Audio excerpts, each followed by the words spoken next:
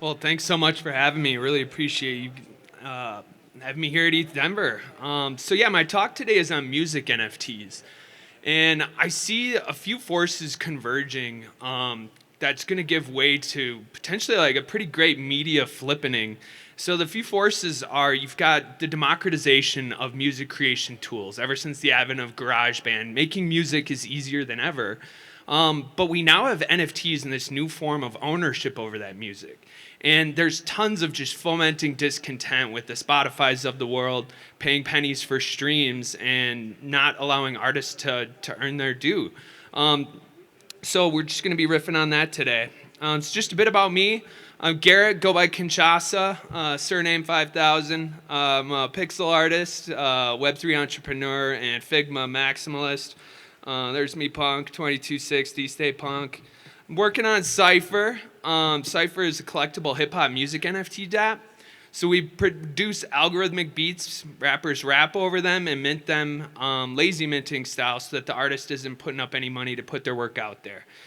We've got a super cool community, just tons of eclectic people from all over the world come into our Discord too, and we rap twice weekly over our bot, bumping the beats in the voice channel, and just tipping people out for a spit and fire. It's super fun just seeing people come out of their shell and sharing their story, being vulnerable. We're really excited to make some headway there, and we're launching a Bring Your Own Beats marketplace too in a couple months that allows producers to upload beats and rappers can audition over them right in the app. And it's interesting because it's a way to matchmake talent in an interesting way. And we'll be talking about co-creation a little bit and why that's so powerful. But it allows the beat maker to be the tastemaker as to who gets minted and mastered and finally sold on the marketplace. So it's an interesting way to get people to collaborate. And so I gave this talk recently to some VR folks, just trying to unpack what is blockchain, why is this so seminal? And I painted this picture about the Hammurabi ledger, okay? So you're in ancient Babylonia. You see there right in the town square, there's the Hammurabi Code, law of the land, posted there for all to see. Ignorance of the law is no excuse, eye for an eye type shit, right? Well, you look past the Hammurabi Code and you see there's another tablet and it's laid down. And you see there's just a huge sequence of these blocks as far as the eye can see. You look up closer and there's just these kind of cryptic messages inscribed in it. So you're kind of intrigued and you walk to the end, you finally get there and you see these guys laying these tablets. You know, dude, what's going on? And he just tells you, yeah, we just arbitrarily enter these entries into these stone tablets. About every 10 minutes, we just kind of agree on and write these into these tablets every 10 minutes like clockwork. That is essentially blockchain. They're just these, your IT pal might tell you this is just glorified databases, but what they are in effect is, a database that only does half of what a database does. They only do four things and four things only: create, read, update, delete. Well, with blockchain, we can only create and read records. This leaves us with digital marble. And that's pretty wild. Like, this is as seminal as writing itself. And just to look at like a textbook definition then of what blockchain is, I kind of consider them a new medium. Not quite a store of knowledge in and of themselves like a book, but a more specific book, a store of record, a ledger. And it signals new notions of ownership, enabling new sources of value creation, value capture, and a store of value in the underlying currency powering the network. But when it comes to NFTs, blockchains in conjunction with decentralized file hosting, like Arweave, for instance, is the permaweb. This is a store of knowledge. This is really potent stuff that we now have this shared truth of reality. And in the context of NFTs, with IPFS, that's just kind of the gold standard of decentralized file hosting. I consider that not a store of knowledge, but a store of these artifacts of cultural consequence. Because when you put something out on Web3 and you have that hello world moment, putting something out onto the internet of value, it's a special thing. And, not all of it is special. This is a throne, a pixel chain I penned because I think of NFTs as sort of the internet of shit. We now have digital stuff. We have an internet of X of everything, but NFTs represent stuff we can actually own. I love gifting NFTs to people because I live for that caveman moment. They're like looking at it on their phone like, whoa, so I own this JPEG. It's actually pretty novel. And what in the context of music NFTs, we're seeing a pretty dramatic format shift, right? So this analogy breaks down a little bit because NFTs can be a WAV file or an MP3, but we're seeing this transition from CDs to MP3s to NFTs. And this is pretty profound because it in essence makes the listener the label. Because what's happening right now, we have similar technology to what torrents were back in the day. IPFS is kind of a glorified torrent, but rather than stealing from the artists we love, we're pushing value up and bypassing the labels, supporting artists directly.